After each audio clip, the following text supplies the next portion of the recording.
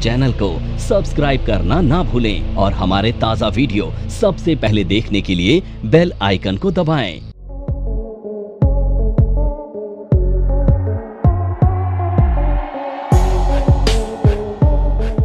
देखिए, technical analysis का मतलब है कैंडल्स के माध्यम से मार्केट को शॉर्ट टर्म में प्रिडिक्ट करना।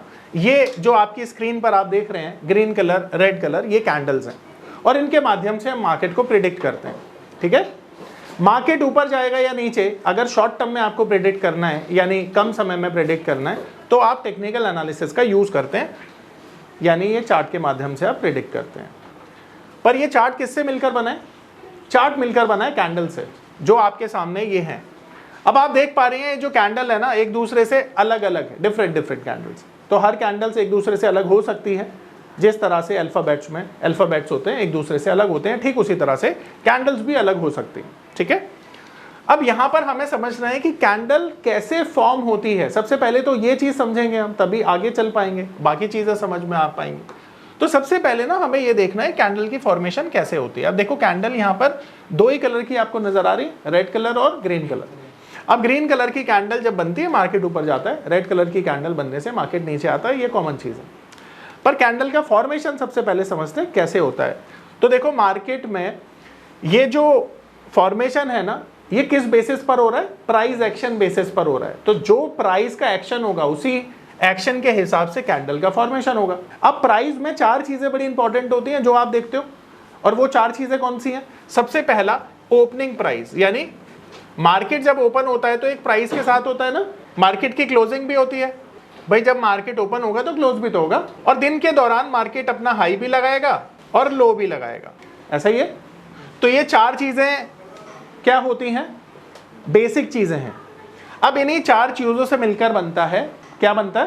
कैंडल।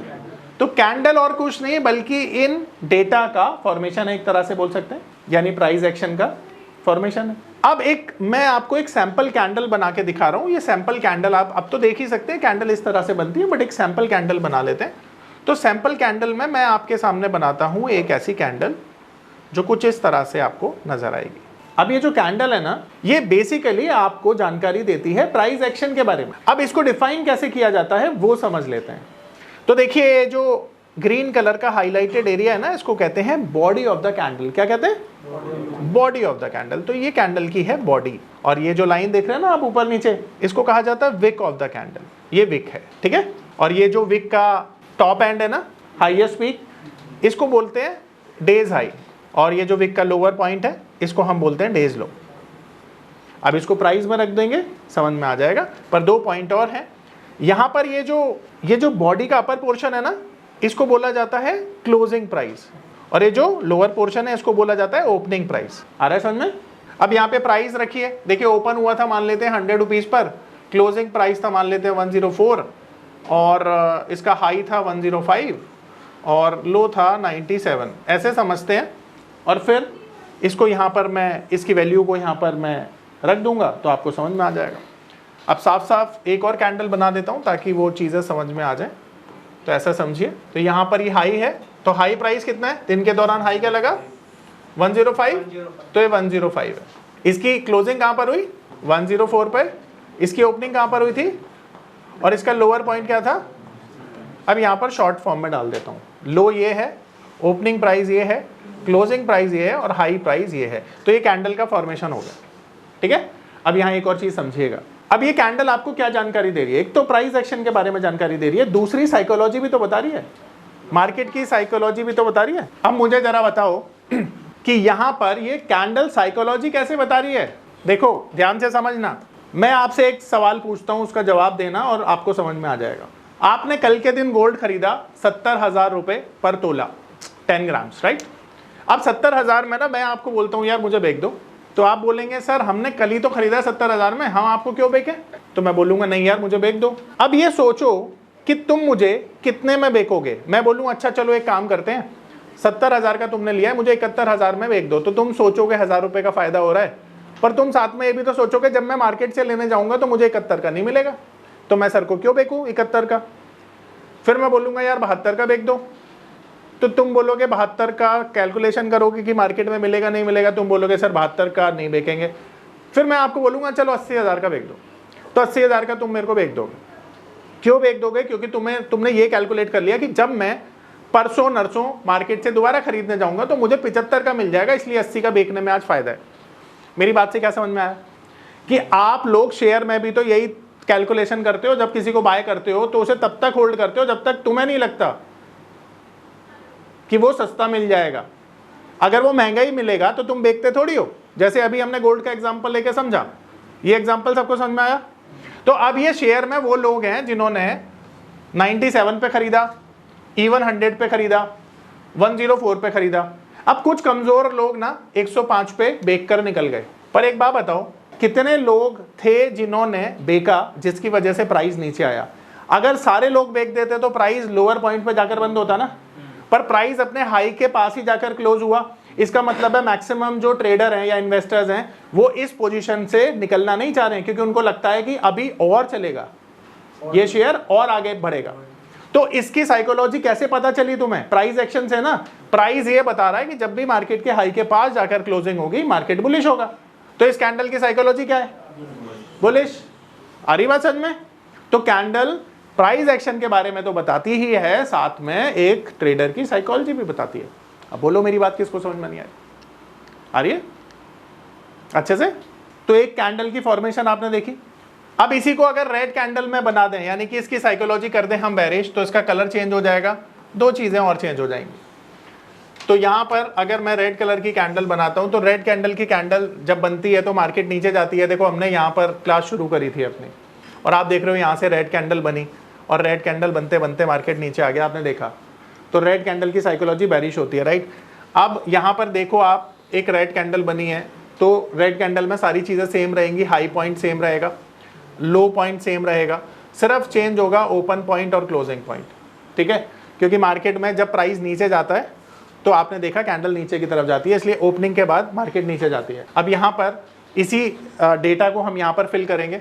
तो हाई पॉइंट था 105, ओपनिंग हुई थी 104, इसकी क्लोजिंग हुई है 100 रुपीज़ एंड लो लगा है 97 रुपीज़ का। अब यहाँ पर आप एक बार देखने की कोशिश करें कि यहाँ पर मार्केट में ना डे लो के पास जाकर क्लोजिंग हुई है मार्केट की, विच मीन्स कि बहुत सारे लोग अभी कॉन्फिडेंट नहीं है खरीदने में, इसीलिए मार्केट लोअर पॉइंट के पास जाकर बंद हो रहा है।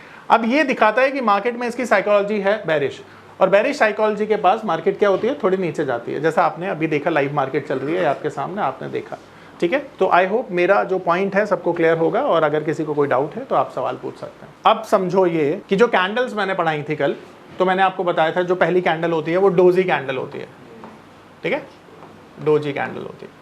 अब ये डोजी कैंडल वो कैंडल होती है जिसमें बॉडी नहीं होती है या बहुत छोटी सी बॉडी होती है। तो अगर ये वाली कैंडल है, हम इसको डोजी बोलेंगे क्योंकि इसमें जो बॉडी है बहुत छोटी है। इसको भी हम डोजी बोलेंगे, इसको भी हम डोजी बोलेंगे, इसको भी हम डोजी बोलेंगे, इसको भी हम डोजी बोलेंगे। इतनी सारी डोजी कैंडल्स आपने देखी। तो डोजी कैंडल कौन सी कैंडल होती है? जिसमें बॉडी बहुत छोटी होती है या बहुत कम होती है, उसको डोजी बोलेंगे, राइट। अब देखो डोजी बनते बनते बड़ी कैंडल बन गई, छोड़ दो, इसे भूल जाओ, बाकी सब जो बन चुकी है वो डोजी है, ठीक है। आ रहा है समझ में?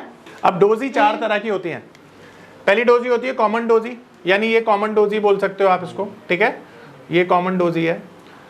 दूसरी डोजी होती है जिसे कहते हैं लॉन्ग लेग डोजी, वो इस तरह से बनती है, इसका पैर बड़ा हुआ है इसलिए आप लॉन्ग लेग बोल सकते हो उसको। टी फॉर्म में डोजी होती है, इसको बोलते हैं ड्रैगन फ्लाई डोजी, और इसे बोलते हैं ग्रेवस्टोन डोजी। ये चार तरह की डोजीज होती हैं।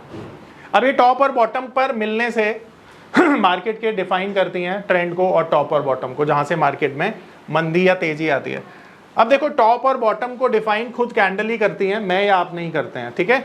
तो यहाँ पर अब टॉप और बॉटम मैं समझा देता हूँ क्या होता है।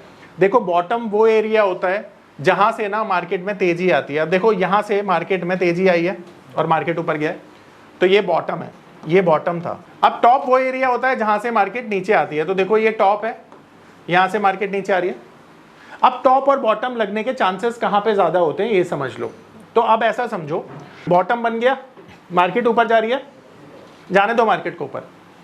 अब बॉटम से जब टॉप बनेगा ना, तो 15 से 20 कैंडल के बाद दोबारा से मार्केट नीचे आने के चांसेस हायर होंगे, ऐसा हम मानते हैं, ठीक है, एज पर टेक्निकल्स। तो एक अच्छी तेजी या मंदी कब मिलती है आपको? 15 से 20 कैंडल के बाद। अब ये अगर बॉटम है तो अगर यहां पर मैं बोलता हूं कि मुझे 20 कैंडल का फॉर्मेशन मिल रहा है, अब वो 20 एग्जैक्ट 20 नहीं होगा, वो 18 भी हो सकता है, 22 भी हो सकता है। यहां पर मान लेते हैं 20-22 कैंडल बन चुकी हैं और फिर कोई पैटर्न आपको मिल रहा है, विच मीन्स कि देयर आर हायर चांसेस कि ये सक्सेसफुल होगा। हायर चांसेस हैं सक्सेसफुल होगा क्योंकि यहां पर ये कंडीशन पूरी हो चुकी है 15 से 20 कैंडल वाली। मेरी बात समझ में आ रही है सबको? एंड सिमिलरली टॉप से जब बॉटम बनेगा तो अगेन 15 से 20 कैंडल्स अगर होंगी और फिर उसके बाद कोई बुलिश पैटर्न बनेगा, उसके भी हायर चांसेस होंगे ऊपर जाने के। तो ये 15 से 20 कैंडल का फॉर्मूला था जो मैंने आपको लास्ट क्लास में भी बताया था। आई होप अब सबको क्लियर होगा कि मैं क्या कहना चाहता था और क्या मैं समझाना चाहता था। तो मैंने कल 4 कैंडल और पढ़ाई थी, उसमें हैमर था। तो हैमर एक ऐसी कैंडल होती है जिसकी बॉडी से डबल उसकी विक होती है, कलर मैटर नहीं करता, ग्रीन रेड कुछ भी हो सकती है। दूसरी हैमर इस तरह से होती है जिसमें ऊपर थोड़ी सी विक भी होती है, ठीक है। तो ये हैमर कलर की ये हैमर कैंडल है, कलर मैटर नहीं करता, बॉटम पर मिलती है। सेम चीज अगर टॉप पर मिल जाए तो उसे हम हैंगिंग मैन बोलते हैं। अगर इसको हम उल्टा कर दें, ऐसे कर दें, तो ये इन्वर्टेड हैमर हो गया और टॉप पर अगर ये मिलेगा तो शूटिंग स्टार से कहा जाएगा। ये अब तक हमने पढ़ा है, ठीक है। आज पढ़ेंगे इसके आगे। अब तुम सवाल पूछो। अच्छी कैंडल की फॉर्मेशन कब बनती है? जब एक बड़ी मंदी मार्केट में आपको मिलती है, और बड़ी मंदी से मेरा मतलब है कम से कम 15 से 20 कैंडल। अब पैटर्न आपको ना कंसोलिडेशन में भी मिलेगा। This is called consolidation, a area where market doesn't go up और down, right? This is called consolidation. So you can find out the pattern over here, but यहां पर जो पैटर्न होंगे आर नॉट सक्सेसफुल। ये pattern को avoid करना and make sure जो patterns आपको मिले वो 15 से 20 कैंडल लेकर बने। बस देखो कितना सिंपल है। आगे समझ में? उन पैटर्न को तुम अटेंशन ही मत दो। कौन से पैटर्न्स? यस, रेंज वाले पैटर्न्स को ट्रेड करना एक महारत है जो इस महारती को आ गई है। देखो ऐसा समझो कि अच्छे पैटर्न बनेंगे ही 15-20 कैंडल, तो कंसोलिडेशन वाले हमें देखना ही नहीं है जब तक हमारे पास एक्सपीरियंस ना हो। अच्छा, एक्सपीरियंस के बाद क्या होता है? जैसे फॉर एग्जांपल आप ड्राइव करते हो तो क्या होता है? शुरुआत में आप ऐसे रास्तों पर जाते हो ना जो अच्छे बने हुए हैं, खाली। और जब आप एक्सपर्ट ड्राइवर हो जाते हो तो उबड़ खाबड़ रास्तों पर भी तो कहीं भी जाते हो ना, टेक्निकल के साथ भी है। जब तक एक्सपर्ट ड्राइवर नहीं बन जाते 15 से 20 कैंडल का फॉर्मूला अपनाओ ना, वहां ट्रेड फेल नहीं होंगे। जब बेहतर ड्राइवर बन गए तो 5 कैंडल के बाद भी लो ना ट्रेड, कौन रोकेगा? रोकेगा कोई नहीं रोकेगा। जवाब मिल गया ना? ये अच्छा जवाब था। आगे चल रहे हैं आप। अब मैं आगे कैंडल पढ़ा रहा हूं, आज की नई कैंडल, ठीक है। सो अब जो हमारी अगली कैंडल है उसका नाम है मारुबोजू कैंडल, ठीक है। Marubozu candle. अब ये पहली कैंडल है। देखो अब तक जितनी भी कैंडल्स मैंने आपको पढ़ाई, क्या मैंने आपको ये बताया कि कलर मैटर करता है? मैंने बोला कलर मैटर नहीं करता। ये पहली कैंडल है जिसका कलर मैटर करता है। ये पहली कैंडल है जिसका कलर मैटर करता है। तो अगर ये बुलिश मारुबोजू होगी तो कलर कैसा होगा? ग्रीन कलर होगा। और अगर रेड कलर की होगी तो उसका मतलब है बेरिश, ठीक है। अब यहां पर एक चीज समझो, ये पहली कैंडल है जिसमें ना केवल बॉडी होती है, विक नहीं होती। तो जिस कैंडल में विक नहीं होगी और कलर होगा ग्रीन, उसे आप क्या बोलेंगे? Bullish marubozu. और जो कैंडल होगी रेड कलर की और उसमें विक नहीं होगी, आप क्या बोलेंगे? बेरिश मारुबोजू बोलेंगे। तो ये बुलिश मारुबोजू। इसकी साइकोलॉजी क्या होती है समझो। देखो मार्केट का ओपनिंग प्राइस ये है और मार्केट का लो प्राइस भी ये है और मार्केट का हाई ये है और क्लोजिंग ये है। मतलब समझ रहे हो? हर कीमत पर बायर केवल बाय कर रहा है, सेलिंग हो ही नहीं रही है एंड मार्केट अपने टॉप पर जाकर क्लोज हो रहा है, एकदम टॉप पॉइंट पर। तो सुपर बुलिश साइकोलॉजी हो गई इस कैंडल की। तो जब कैंडल में कोई विक नहीं होती तो उसकी साइकोलॉजी क्या होती है? Super bullish. आई समझ में? उल्टा कर दो। अब कैंडल का कलर है रेड और इसमें बिल्कुल भी विक नहीं है, तो इसकी साइकोलॉजी क्या हो गई? देखो ओपन हुआ, हाई लगा, क्लोज हुआ, डे लो पर हुआ, एकदम किसी भी पॉइंट पर बायर आ ही नहीं रहे, तो साइकोलॉजी क्या है? Super bearish. आ रहा है समझ में? ये पॉइंट देखो, ये पॉइंट देखो, और ये पॉइंट देखो, ये पॉइंट देखो। यहां पर तुमने देखा कि ये टॉप एरिया था जहां पर एक पैटर्न बना और मार्केट उसके बाद नीचे आया। अब यहां से यहां तक क्या 15 से 20 कैंडल थी जो एक पैटर्न बना और मार्केट ऊपर गया? तो पहले तो ये देखो, तो 15 से 20 कैंडल हैं, यानी ये बॉटम हो सकता था। अब बॉटम है ये, अब ये बॉटम है, यहां पर एक पैटर्न बना जो मैंने अभी आगे पढ़ाऊंगा तुमको, और फिर यहां से मार्केट ऊपर गया, टारगेट आया, टारगेट आने के बाद यहां पर एक पैटर्न बना जो हैंगिंग मैन है, और फिर इसके बाद यहां से 15 से 20 कैंडल नहीं हुई, यहां से नहीं हुई ना, इस वाले एरिया में नहीं हुई। तो क्या इस ट्रेड को आप ले सकते थे? सवाल है, एक्सपर्टीज के साथ ले सकते थे, पर एज ए न्यू कमर आपको नहीं लेनी, ठीक है। अब यहां से मार्केट नीचे जा रही है, तो अब ये जो बॉटम बना, तो यहां से 15 से 20 कैंडल क्या पूरी हुई? जवाब है हुई। तो यहां पर जो बॉटम बना, ये भी मैंने अभी नहीं पढ़ाया, जब यहां से मार्केट ऊपर जा रही है, तो अब यहां से जब मार्केट ऊपर गई, तो अब ये टॉप लगा, तो टॉप में और बॉटम में क्या 15 कैंडल हैं? लगभग लगभग हैं, तो आप ले सकते हो एक्सपीरियंस के साथ। और फिर यहां से मार्केट नीचे आ रहा है। अब तुम्हारा सवाल क्या होना चाहिए? तुम्हारा सवाल होना चाहिए कि जो बॉटम लगा है, यहां पर अगर डोजी मिलती तब वो ट्रेड लेते आप। अभी डोजी क्या तुमको एकदम बॉटम पर मिली है, तो डोजी क्या हो गई? ये जो थर्ड कैंडल डोजी है, इनवैलिड। इस डोजी को डोजी मानना गलत है। अब आ रहा है समझ में? ये वाली डोजी, क्योंकि ये बॉटम पर नहीं है ना, ये टॉप पर होती, तो ये बॉटम पर होती तो डोजी मानते इसको, मतलब वैलिड डोजी मानते। यूं तो डोजी है पर वैलिड नहीं है। My point is valid doji और इनवैलिड डोजी, ठीक है। आ रहा है समझ में? चल एक फीडबैक दे, अब मैं चार्ट पे ही पढ़ा रहा हूँ तो थोड़ा और क्लियर हो रहा है, क्योंकि कैंडल्स के साथ हैं। पहले पढ़ाता था, फिर यहाँ पे ले जाता था, थोड़ा कंफ्यूजन सा होता था। अब ये मेरी मजबूरी है, क्योंकि जूम ने ना कुछ बोर्ड चेंज कर दिया है, तो अभी मजबूरी में बस पढ़ा रहा हूँ मैं यहाँ पे।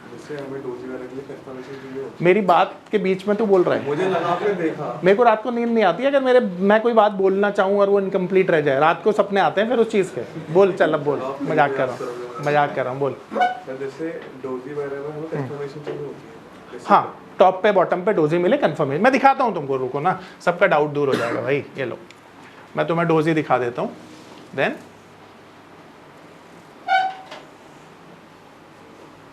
ये ले, ये डोजी है मान लेते हैं, चल ये डोजी है, आ जाए इधर, ये डोजी है, ये डोजी है। अब ये टॉप है, आप भी देखो टॉप है। अब यहाँ पर हमें नेक्स्ट कैंडल बेरिश चाहिए थी, जो बेरिश है। जैसे ही यहाँ पर लो ब्रेक हुआ, हमने सेल कर दिया और यहाँ पे हमारा टारगेट भी आ गया 1:2 का, तो ये बेरिश डोजी है। कलर मैटर नहीं करता, कुछ भी हो सकता है। आ रही बात समझ में? अब पूछ। तो कहाँ पे आप साइन नहीं लगाए तो? ये देखिए जहाँ पे कर्सर है, एक्चुअली मेरी मेहनत बढ़ जाएगी अगर मैं उसे सेलेक्ट करके दिखाऊंगा ना। ये लो, ये डोजी है, और फिर मार्केट नीचे आ गई। सबके लिए चाहिए होती है, बिना कंफर्मेशन के कुछ नहीं होता। ये देख जी, जो मारू बुजू कैंडल होगी ना, वो मिडिल में भी मिलेगी, टॉप पर भी मिलेगी, बॉटम पर भी मिलेगी, ध्यान रखना, ठीक है। जो अभी तुम्हारे सवाल है ना, वो पता है क्यों इनकम्प्लीट है? क्योंकि तुमने प्रैक्टिस ही नहीं की। जब तुम प्रैक्टिस करोगे, हर सवाल का जवाब खुद मिल जाएगा। कितनी बार तुम्हें 1:10 का टारगेट मिला और कितनी बार तुम्हारे स्टॉप लॉस गए। तब तुम एक चीज़ पर आ जाओगे कि हम ना एक डिसिप्लिन क्रिएट करेंगे कि हमें अगर टारगेट लेना है ना, तो 1:2 का ही सबसे बेस्ट होता है, क्योंकि इसमें ना इमोशंस कंट्रोल होने बड़े ईजी होते हैं। तुमने एक डिसिप्लिन बना दिया कि तुम खोगे 1 रुपया, पाओगे 2 रुपया, और हर ट्रेड को उसी तरह से ले रहे हो, और रोज 5 ट्रेड ले रहे हो, और 5 में से तुम्हारे 3 में टारगेट आ रहे हैं, 2 में स्टॉप लॉस जा रहे हैं। नेट तुम्हारे पास आया क्या? 6 रुपये तुमने कमाए, 2 रुपये गवाए, 4 रुपये नेट प्रॉफिट में बैठे, क्या बुरे हैं? फिर तुम डिसिप्लिन बना लोगे। तुम जब भी देखोगे ना कि दूसरे की थाली का लड्डू बड़ा है, तुम लाइफ में कभी खुश नहीं रह सकते। तुम देखोगे कि तुम्हें 1:10 का टारगेट मिल रहा था और तुम तो 2 रुपये लेके बाहर आ गए, तो तुमको ये पूरी रात सोने नहीं देगा। ये गिल्ट कि मिल सकते थे ज़्यादा, मिले कम।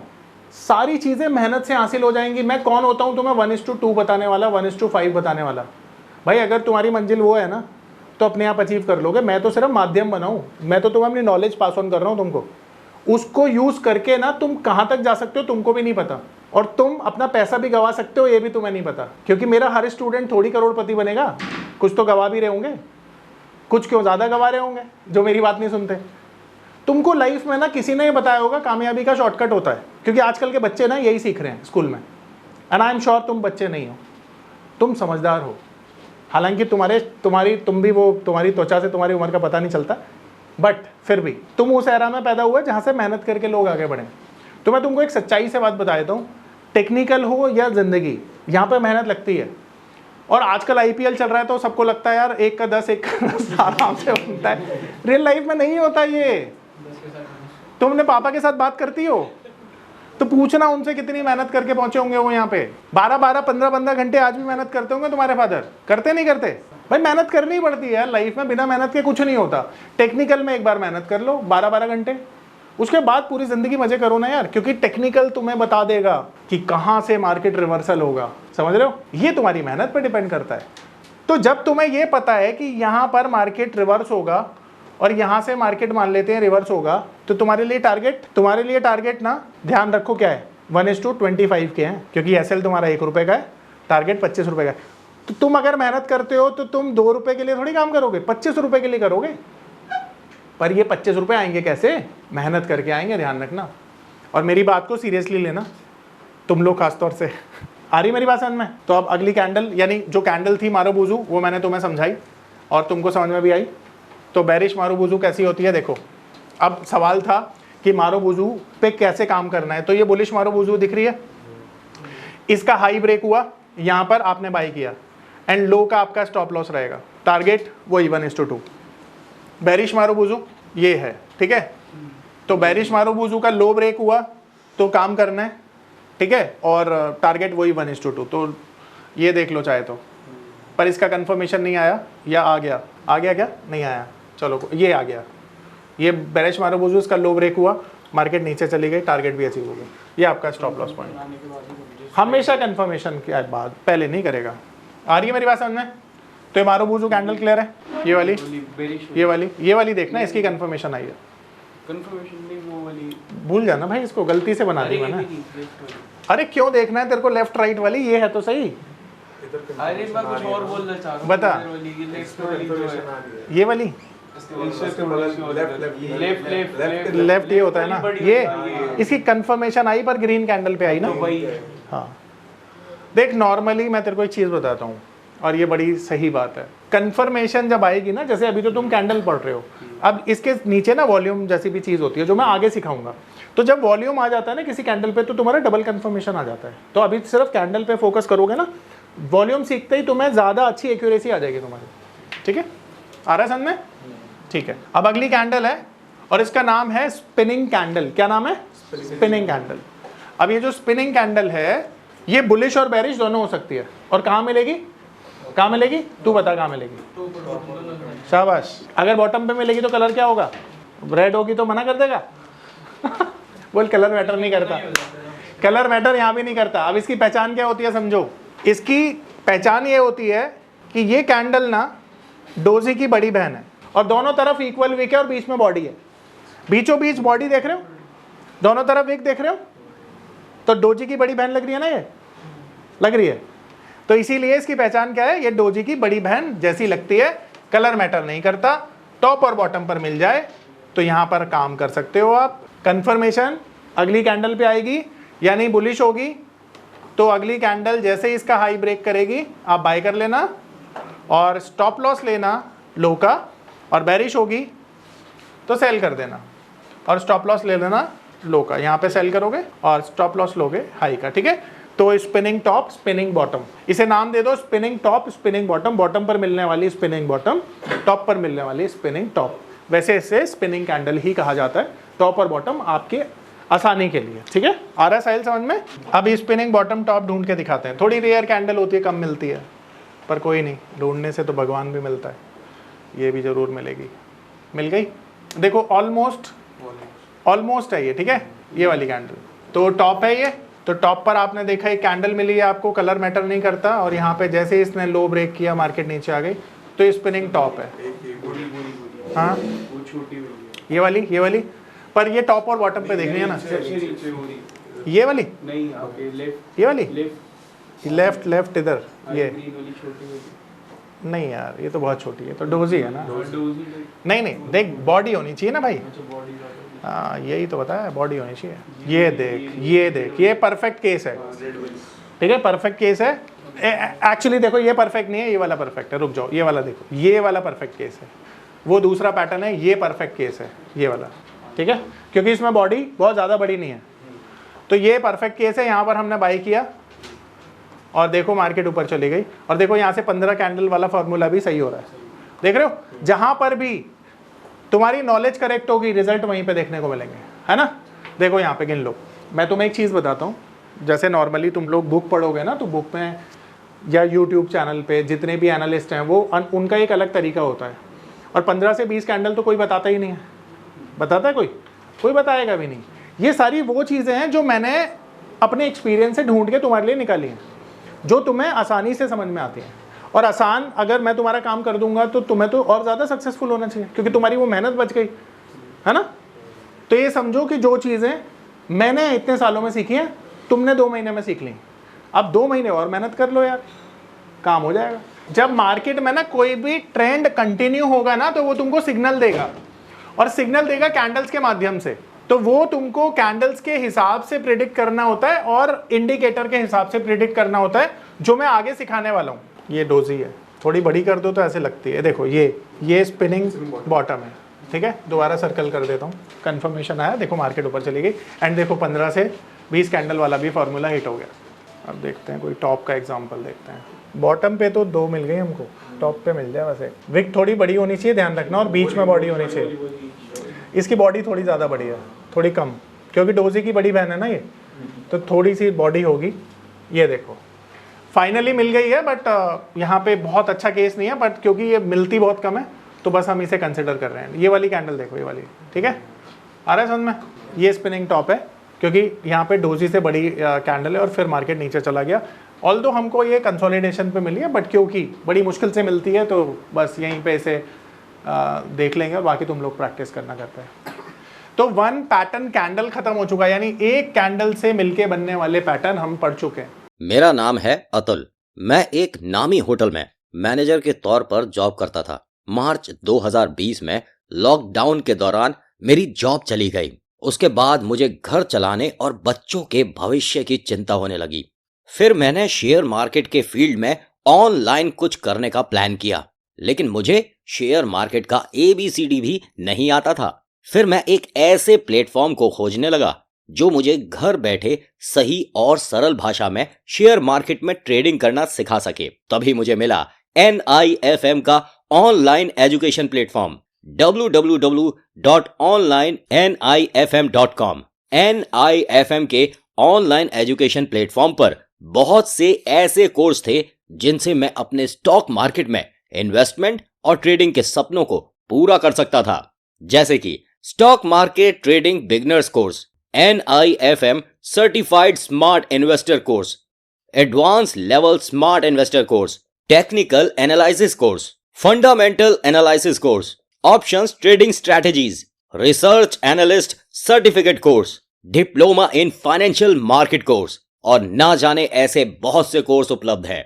फिर मैंने www.onlinenifm.com की साइट पर जाकर NIFM का NIFM certified smart investor course को ऑनलाइन परचेज किया, जिसको सीखने के बाद मैंने जाना कि शेयर मार्केट से पैसा कमाना कितना आसान है। बस आपको एक सही प्लेटफॉर्म की जरूरत है, जो है www.onlinenifm.com। NIFM के ऑनलाइन प्लेटफॉर्म की वजह से मैंने लॉकडाउन के दौरान शेयर मार्केट से अच्छी इनकम भी जनरेट की। थैंक्स NIFM, जिसकी वजह से आज मैं एक होटल मैनेजर से प्रोफेशनल ट्रेडर बन पाया। कॉल 8588868475 और विजिट www.onlinenifm.com।